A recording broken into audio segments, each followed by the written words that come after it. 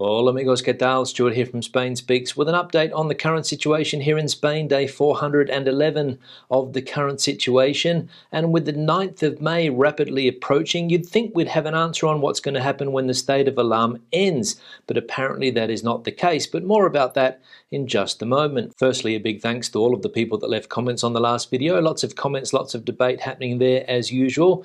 Thanks to people that supported the channel through a donation. You can see your name here.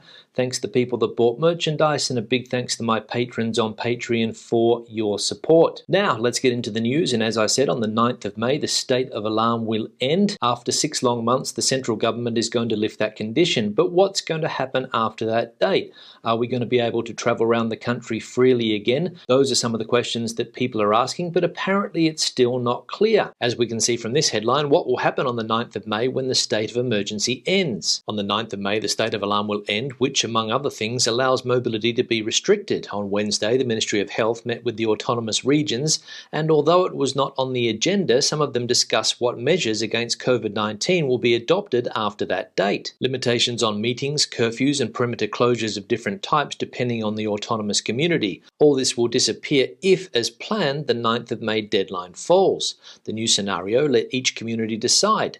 This is what happened last summer, the surgical measures. With the same limitation as then, without a state of alarm, all measures affecting fundamental rights must first be approved by a judge. So, let each autonomous community to decide. Does that mean that we're going to have 17 different sets of rules and regulations? Most likely. Some autonomous communities have already hinted at what they're planning to do, and that's the case of the community that I'm living in, the Madrid community. As we can see here, Madrid's plan for after the state of alarm, no curfew, bars closed at 11 p.m, and capacity controls. Confinements in basic health zones may continue to apply from the 9th of May with judicial ratification.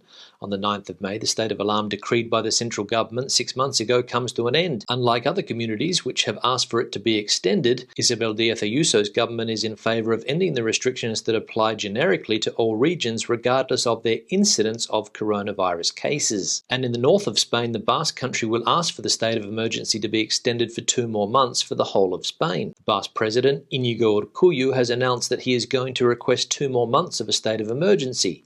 The head of the Basque government had already asked in recent weeks for an extension of this exceptional measure, which ends on the 9th of May, in order to contain the spread of the coronavirus pandemic. So there you go, Madrid is going to do one thing, the Basque country is asking for something else, and I'm sure that the other autonomous communities around the country, the other 15 autonomous communities, are also going to ask for different things to happen. So let's hope that by the 9th of May we have an idea of what exactly is going to happen. Now, the autonomous community of Andalusia in the south of Spain announced the other day that they are lifting restrictions, especially when it comes to mobility. And as of today, I think people in Andalusia are free to move between provinces. As we can see here, Andalusian towns prepare for the Great Escape on Thursday after the opening of provinces. Between provinces, only justified journeys. That is the message that has been read over and over again since mid-January by the few who have driven on Andalusian motorways. Few because since that date, in the midst of the Christmas hangover, the Andalusian regional government has closed the provincial limits.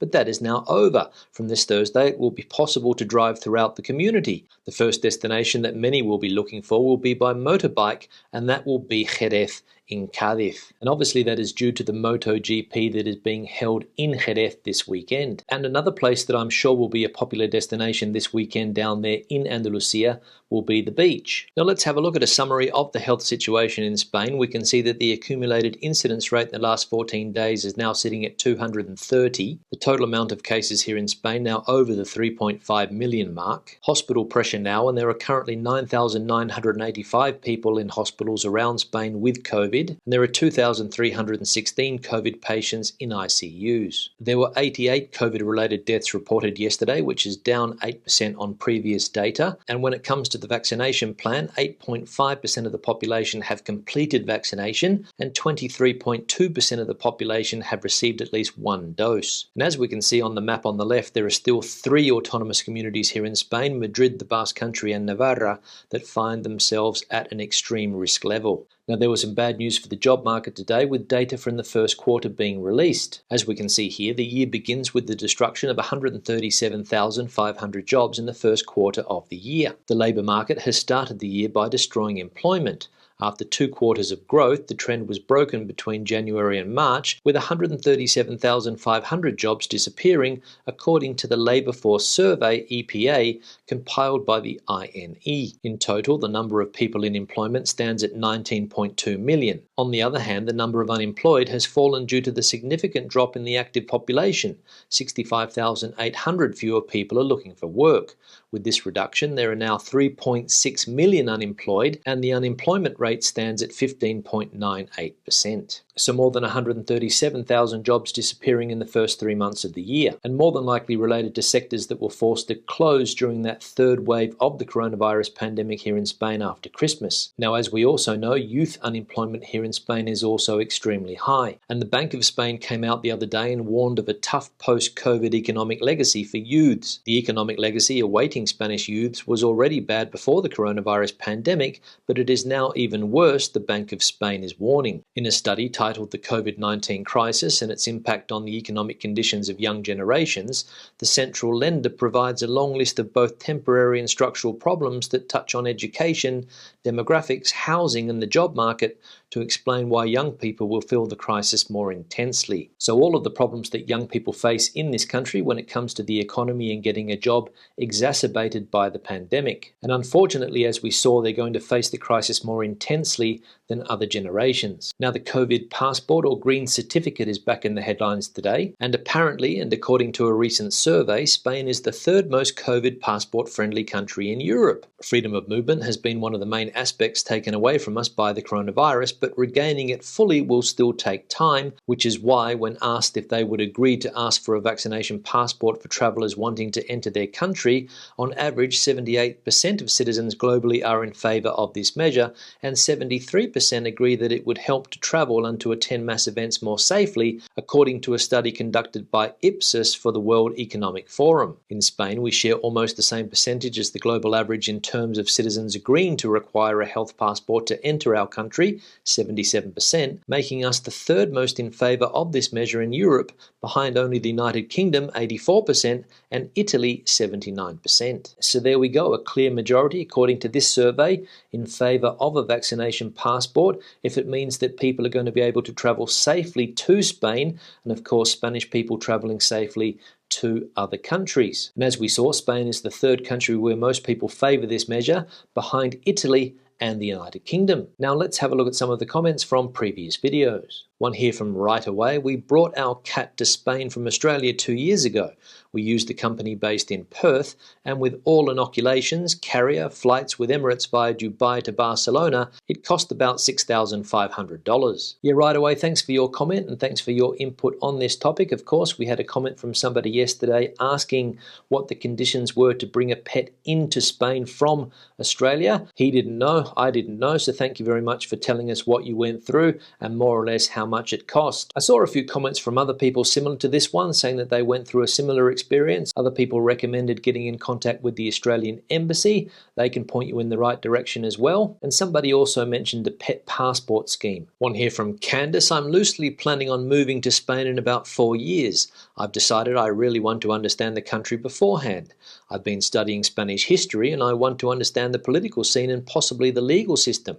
I'm finding your daily updates really useful as a starting point. Thank you. Yeah, Candace, thanks for the comment and glad to see that you find the information that we put out here on this channel every day useful. And I think what you've decided to do, understand the history of the country, understand the legal system of the country before you come, are good ideas, but I also recommend that you learn the language as best you can before you decide to come to live in Spain. In my opinion, it's fundamental to know the language, not only to communicate and make your life easier here in Spain, but it also helps if you want to truly understand the way this country works, especially from a political point of view. So keep at it and good luck if you ever decide to go through with the move to Spain. One here from Il Buzzo. Man, this COVID-19 topic is really starting to bore me.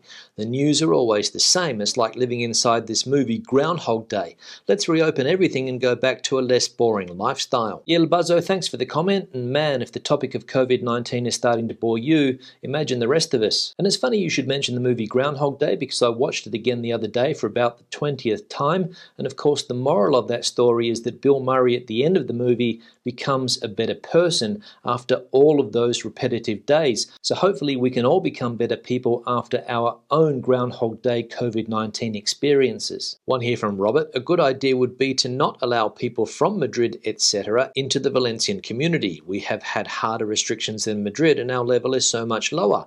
Why cock up our hard work by letting in folks from other regions? Yeah, Robert, thanks for the comment and good question. Why would you want to go back to square one down there in the Valencian community, especially after all of the hard work that people have done to get the health situation under control? As we saw earlier in the video, all of the 17 autonomous communities around the country are trying to work out what to do after the 9th of May, and I imagine that the Valencian community is also trying to work out what it's going to do, whether it tries to keep some type of perimeter closure down there, whether it tries to keep people out. But as we know, the Valencian community is a very popular holiday destination. Lots of people from this autonomous community, Madrid, have houses in the Valencian community, and I know a lot of people that are desperate to get back down there, check out their properties, and of course enjoy themselves on the beach. So I understand your frustration, but I think it's going to be difficult to keep people out, especially when the weather starts to get a little bit better and people start thinking of the beach and chiringuitos. One here from Sean: Stu, you are very correct. Keep the Brits and holidaymakers away from Spain this year and concentrate on getting this situation under control.